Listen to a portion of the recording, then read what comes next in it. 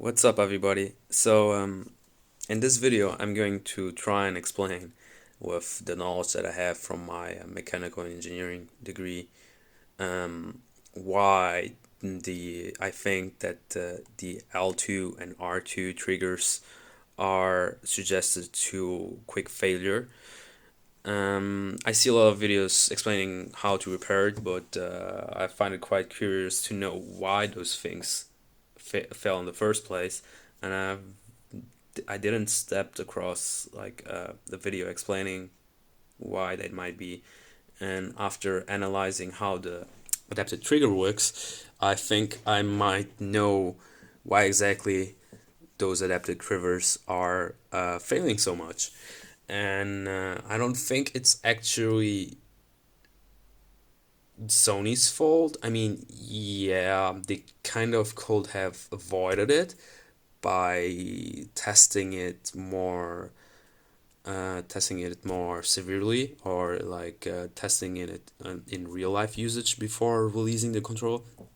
But to it's very hard to do so with new technology coming out and that has like release dates already scheduled and everything. And yeah, so here you can take a closer look at what's inside your controller in the back here. So this is actually what allows your controller to have that adaptive triggering. So after taking a close look, you can see here some main parts that are essential for its work, which is like, here's a motor. You have here a cylinder with a thread around it, and you have here a gear. The thread is connected to the gear.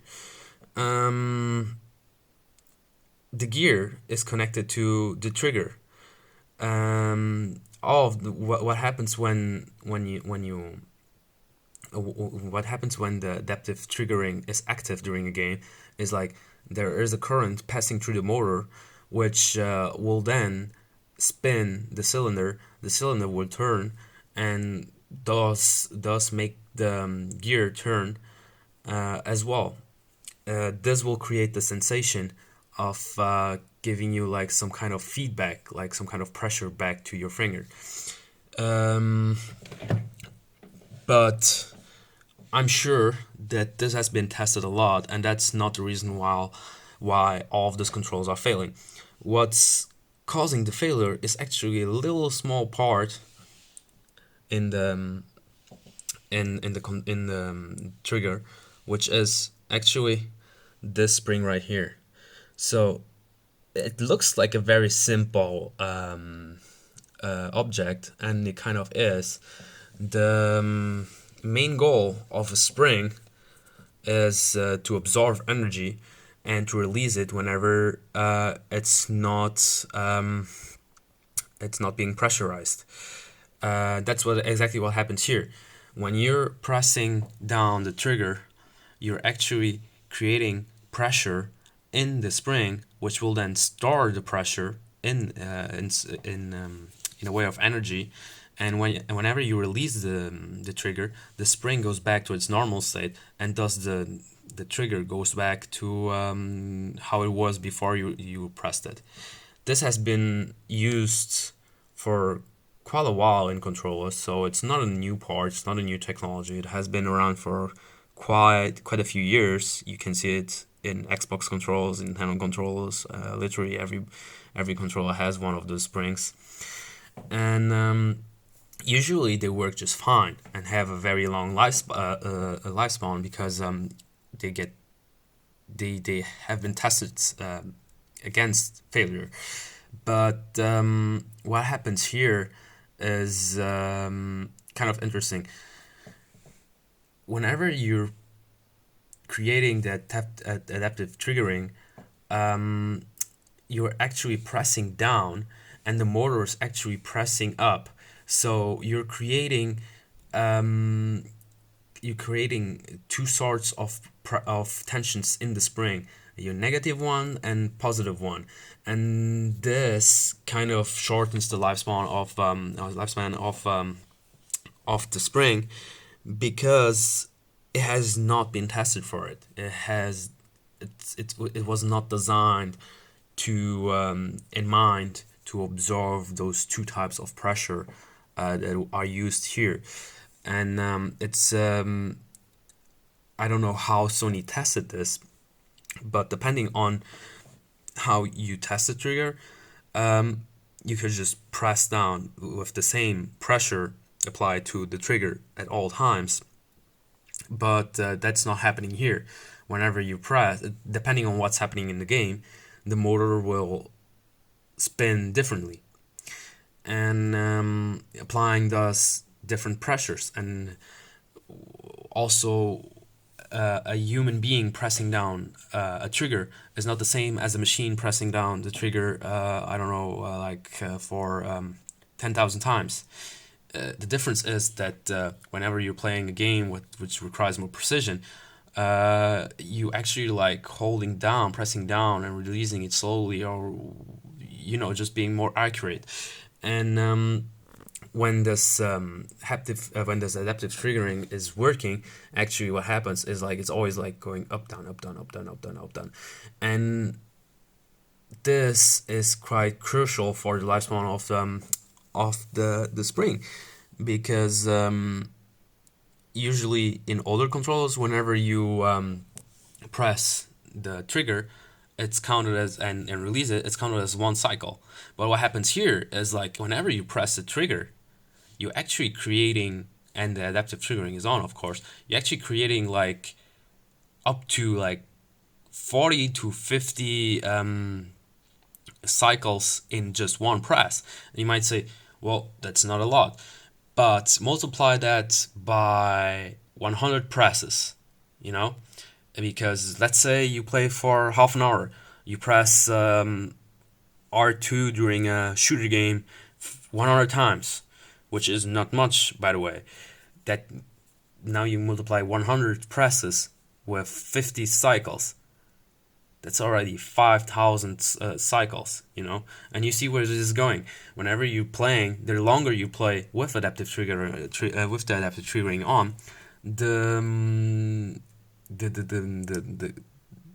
counter of cycles goes up exponentially, and it's just a matter of time until the spring is susceptible to failure. The phenomenon that describes the failure of the spring is actually called fatigue, and this happens with any type of metallic material. If you have the same cycles or similar cycles during a long time of period, the material will start to deteriorate in a way of fatigue, which causes the failure of the material in cost, usually by rupture. So how can you avoid this? Well, actually, there's not much you can do unless disabling the adaptive triggering option, which will enable your controller to live much, much, much, much longer. But until then, but for now, the only way Sony could solve this is to actually create a new iteration of the Dualsense controller, especially this part.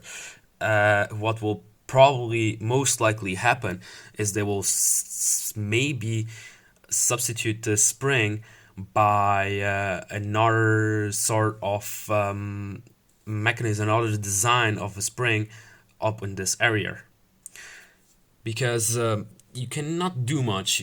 Because if you change the material of the spring, it might help in some ways, but it also has influence in the resistance when you're pressing down.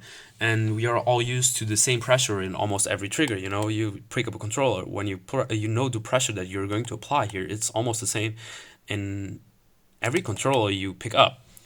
If you choose another material, or if you if you use a thicker forgot the name, a thicker spring, then what ends up happening is that the pressure that you have to apply is not the same, and so it doesn't feel right. So I'm almost sure they will try and figure out another design of a spring to include, so that it can handle more cycles without, and especially the negative and positive tensions, without of being without causing failure so quickly. Um, but yeah, so I'm really sorry for my English. I know it's not perfect. I'm still working on it. Um, but I hope this video gave you some small understanding about how the failure of the triggers in the new control works.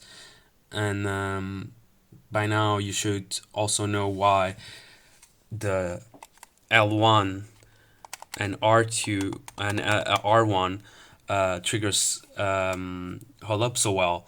The reason for that is just simply because it doesn't have the adaptive triggering connected to it, and thus you need to press it a lot more times to be able to like actually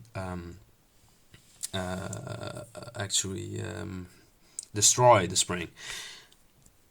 Because remember, before I finish the video, I wanted to just say it again. Remember that the tensions created here are much more complicated than the tensions you create by pressing L1. It's just as simple as you press it and you release it. It's just the spring gets tension and then releases a tension.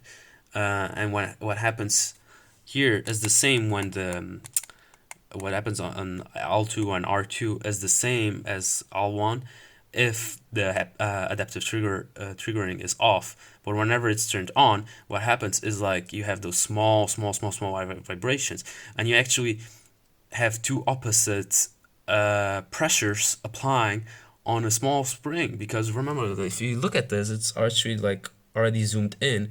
It's a very very tiny spring, and it's just incredible the amount of energy and tensions that are involved during the adaptive triggering in this very tiny spring, and that's actually what causes it to fail, and that's actually what you need to replace if you want to get your controller working correctly again. And as you know, the controller has no visible screws, so it's actually not so easy to take apart for the common user. So what ends up happening is users buy another one or send it back for repair. And I'm 100% sure that Sony is aware of the problem, and they have already several solutions to this problem, and I'm sure they have already some iterations going out for testing before releasing them, and I'm sure in the future this will be resolved. It's those type of issues are quite common in any type of consumer electronics, or even whatever cars, what you can think of. Everything that is new kind of like has their issues, and Sony did test this. I'm sure they did. They just didn't test it maybe for a prolonged period during real world usage, because you can test it as much as you want with a robot pressing down, with a machine pressing down the trigger. It's not the same as a human being applying different forces to the trigger at constantly. And yeah, so I hope you found this video a little bit interesting. It was quite long. I'm sorry about that. And I hope you also stay safe. And hopefully this pandemic is ending soon, or at least getting better, so we can all enjoy our daily lives again normally. So See you soon. Bye.